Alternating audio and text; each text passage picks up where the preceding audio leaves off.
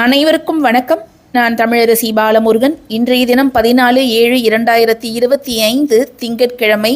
இன்றைய தினம் சங்கடஹர சதுர்த்தி. நம்முடைய வருடங்களை இரண்டு பிரிவாக பிரிப்பாங்க. ஒன்று உத்தராயணம் காலம், அதுக்கப்புறம் தட்சிணாயன காலம்.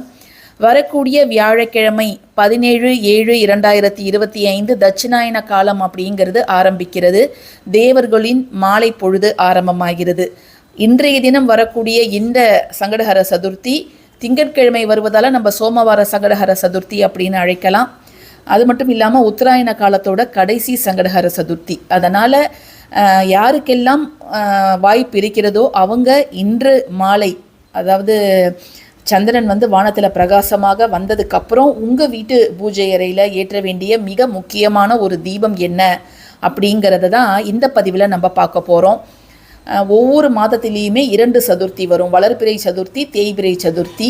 பௌர்ணமிக்கு அடுத்து வரும் 4வது நாள் தான் நம்ம தேய்பிறை சதுர்த்தி. அதை தான் நம்ம சங்கடஹர சதுர்த்தி அப்படின்னு நம்ம அழைக்கிறோம்.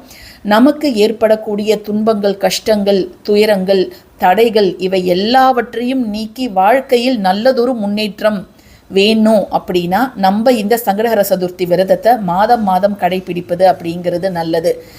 நிறைய பேர் ஏதாவது ஒரு விரத நாளை மாதத்தில் ஒரு நாள் ரொம்ப அதாவது டெடிக்கேட்டடாக ஸ்ரதையாக கடைப்பிடிப்பாங்க. சில பேர் ஷஷ்டி கடைப்பிடிப்பாங்க, சில பேர் சங்கடஹர சதுர்த்தி கடைப்பிடிப்பாங்க. அந்த நாளில் அவங்க காலையிலேருந்து எந்தவித உணவும் சாப்பிடாம மாலை நேரத்தில் அருகில் இருக்கக்கூடிய கோவிலுக்கு சென்று அங்கு நடக்கக்கூடிய பூஜைகளில் கலந்துக்கிட்டு விநாயகரை வழிபட்டு அதுக்கப்புறம் தங்களுடைய விரதத்தை முடித்து கொள்வார்கள்.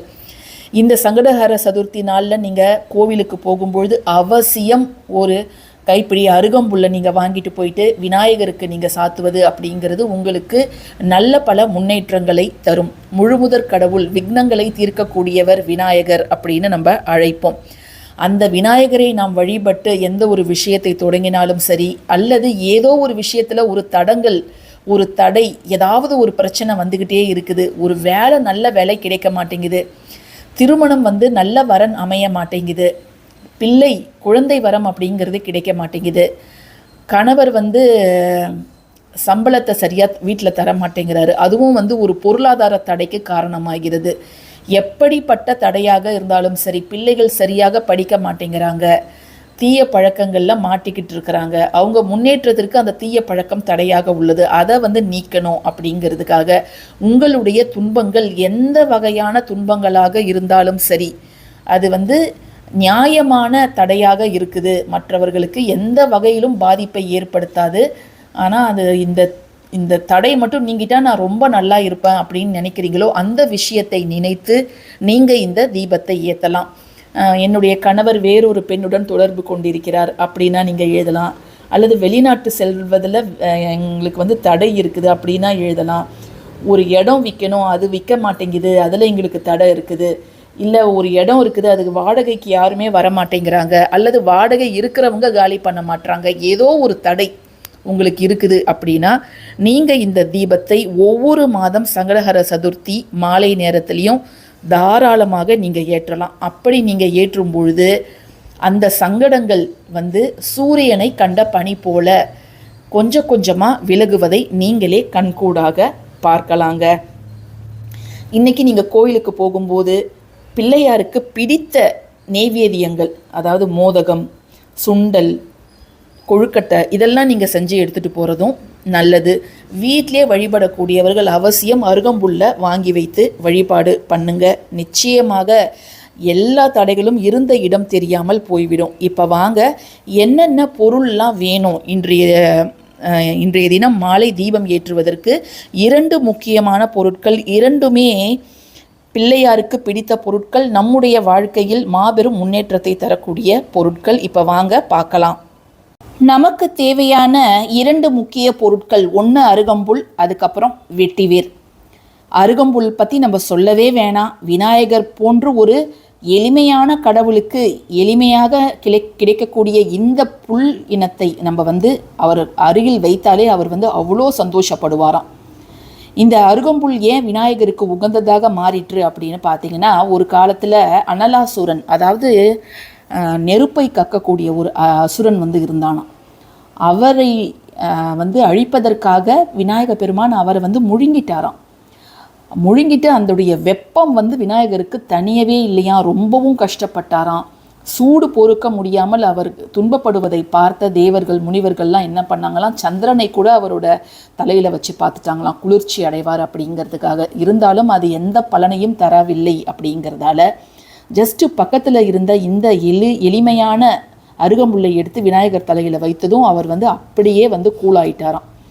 ஸோ இந்த அருகம்புல் மாலையாக கட்டி போடலாம், அல்லது ஜஸ்ட்டு இப்படியே வந்து கோவிலுக்கு வெளியில் விற்பாங்க. இதை நீங்கள் வாங்கிட்டு போய் பிள்ளையார்கிட்ட வச்சாலே போதும், அவ்வளவு நன்மைகளை நமக்கு பெற்றுத்தரும். அடுத்த பொருள் என்ன அப்படின்னு பார்த்தீங்கன்னா வெட்டிவேர். வெட்டிவேர் வந்து மிக முக்கியமான ஒரு ஆன்மீக பொருள். வெட்டிவேர் மாலை, வெட்டிவேரில் வந்து பிள்ளையாரும் செய்கிறாங்க, விசிறி செய்கிறாங்க. வெட்டிவேர் விசிறி குளிர்ச்சியை தரக்கூடியது தான் இந்த வெட்டிவேர். இதுவும் வந்து குளிர்ச்சியை தரக்கூடியது அருகம்புல். இந்த வேர் வந்து குளிர்ச்சியை தரக்கூடியது. இந்த வெட்டிவேர் தீபத்தை நீங்கள் ஏதாவது ஒரு விஷயம் தடங்கலாகுது, அந்த விஷயம் எனக்கு வெற்றியாக முடியணும் அப்படின்னா அவசியம் இந்த வெட்டிவேர் தீபத்தை திங்கட்கிழமை ஆரம்பித்து தொடர்ந்து ஒரு 5 நாட்களோ அல்லது 7 நாட்களோ நீங்கள் விநாயகரை மனதில் நினைத்து தாராளமாக தீபம் ஏற்றி வரலாம். இதை வந்து நம்ம நேரடியாக திரியாக போட்டு ஏற்ற முடியாது. நம்மளுடைய நூல் திரியில் இதை வந்து உள்ளார வச்சு நம்ம வந்து அதை ஒரு திரி மாதிரி உருவாக்கணும். இது வந்து நாட்டு மருந்து கடைகள்லாம் கிடைக்காது, நம்மளே வீட்டில் ரெடி பண்ணணும். இப்போது நம்ம ஒரு தட்டை எடுத்துக்கிட்டு அதில் வந்து இந்த அருகம்புல் கீழே வச்சுட்டு மேலே வந்து ஒரு அகல், அதில் நல்ல நெய் விட்டு இந்த வெட்டிவேர் திரியை போட்டு நம்ம தீபம் ஏற்றி பிள்ளையார் படத்திற்கு முன்போ சிலைக்கு முன்போ இன்று மாலை நீங்கள் ஏற்றி பாருங்கள். ஏற்றிட்டு ஓம் கம் கணபதியே நமக அப்படிங்கிற அந்த மந்திரத்தை குறைந்தது 9 முறையோ 27 முறையோ அல்லது டைம் இருந்துச்சுன்னா 108 முறையோ நீங்கள் சொல்லி விநாயகரை வழிபாடு செய்யுங்க. நிச்சயமாக எந்த ஒரு விஷயத்துக்காக நீங்கள் வழிபாடு செய்கிறீங்களோ அந்த விஷயம் உங்களுக்கு விரைவில் கைகூடும். இப்போ இந்த விளக்கை ஏற்றிடலாம். இன்று மாலை 6 மணிக்கு மேலே நீங்கள் உங்களுடைய பூஜை அறையிலையோ அல்லது பூஜை ஷெல்ஃப்லேயோ அல்லது உங்கள் ஹால்லையோ ஏதாவது ஒரு இடத்துல இதை மாதிரி ஒரு சின்ன பித்தளை தட்டு எடுத்துக்கோங்க, அதில் கொஞ்சம் அருகம்புல்லை நீங்கள் வச்சுக்கோங்க. இப்போ நம்ம இந்த வெட்டிவேர் திரி வந்து நம்ம இப்படி ரெடி பண்ணியிருக்கிறோம். வெட்டிவேரில் ஒரே ஒரு வேர் மட்டும் எடுத்து நான் இந்த மாதிரி நூல் திரிக்கு நடுவில் அதை வச்சுருக்கிறேன். இப்போ நீங்கள் பார்த்தீங்கன்னா உங்களுக்கு நல்லாவே தெரியும். ஸோ இந்த திரியை வைத்து நீங்கள் இந்த தீபத்தை ஏற்றுங்க. ஜஸ்ட்டு நெய்யோ அல்லது நல்லெண்ணெய்யோ விட்டு இந்த தீபத்தை நீங்கள் ஏற்றி பிள்ளையார் சிலைக்கு முன்பு இதை நீங்கள் வச்சுட்டு ஓம் கம் கணபதியே நமக அப்படிங்கிற மந்திரத்தை, ஒரு வரி மந்திரத்தை நீங்கள் உச்சரிக்கலாங்க. இவ்வளோதாங்க நீங்கள் செய்யணும். ரொம்ப அழகாக இந்த தீபத்தை ஏற்றி வச்சுடுங்க. இந்த தீபம் 1 மணி நேரம் எரிஞ்சாலே போதுமானது.